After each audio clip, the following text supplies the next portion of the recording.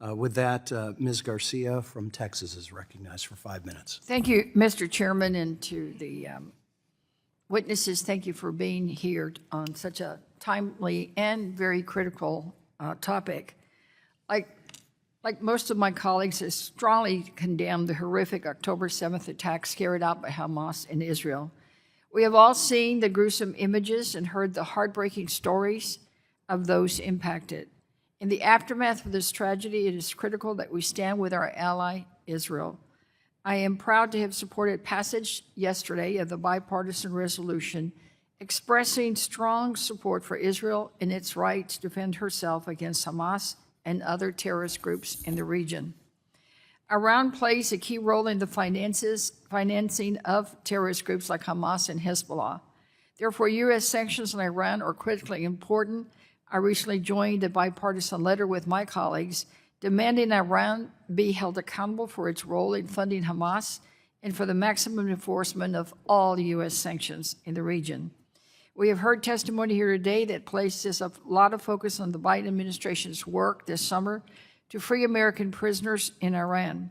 So I want to inquire further about the history of the financial relationship between Iran and its proxies. Mr. Thomas, can you speak a little more about the financial ties between Iran and groups like Hamas and Hezbollah? So the relationship between Iran and Hezbollah is a little bit different than the relationship between Iran and Hamas. When we're talking about Hezbollah, Hezbollah is really kind of the crown jewel of Iran's regional network of proxies. Iranian support to Hezbollah is considered at about $1 billion a year. And I think that's a reflection of the much closer political and ideological ties that link Tehran to Hezbollah in Lebanon. Hamas, on the other hand, has fewer of those kind of natural ties to Tehran. Again, and I think that's reflected in the support, which is generally estimated to be $100 million in recent years. Again, some estimates that it may be higher. In terms of how Iran provides support, as I said, much of this is covert and evasive.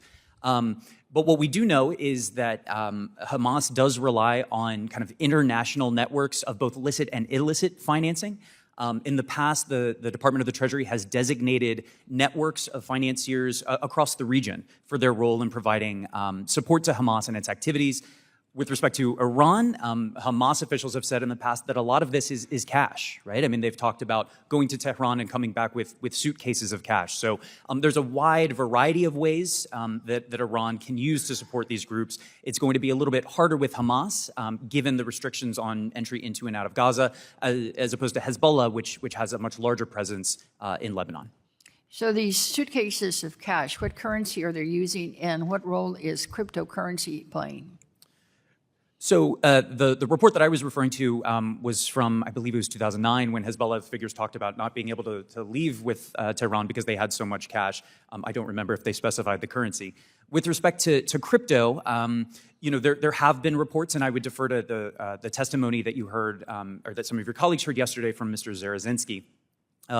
There have been reports that tens of millions of dollars in crypto funds have been interdicted by Israeli and U.S. authorities, and those funds were belonging to or on their way to Hamas.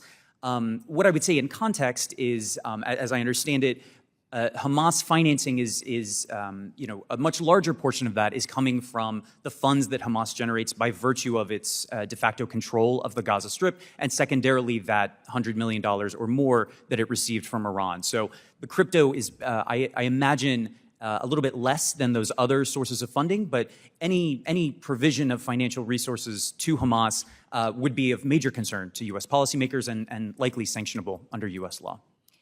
So did Iran actually receive any of the $6 billion transferred in exchange for the release of the prisoners?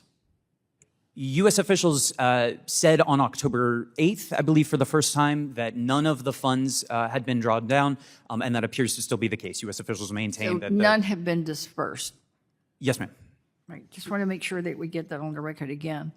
So the U.S. Treasury Department recently sanctioned individuals and businesses in South America accused of financing Hezbollah.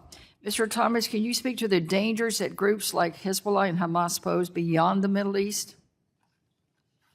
Very quickly, Hezbollah in particular does have networks in South America, largely drawing on expat populations that they're able to secure funding from and secure support from. And this is an issue of longstanding concern going back, I would say, well over a decade. And Congress has looked at this issue. As you say, the administration has sanctioned numerous officials for their participation in this trade as well.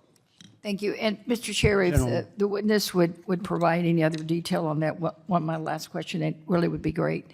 I think he was. The chair will entertain written questions to the chair, which we will then pass along. Right. So if Well, thank you, Mr. Chair. If Yield you'd back. like an expansion, you may put that down in writing, and we will pass that along to our witnesses. Thank you. With that.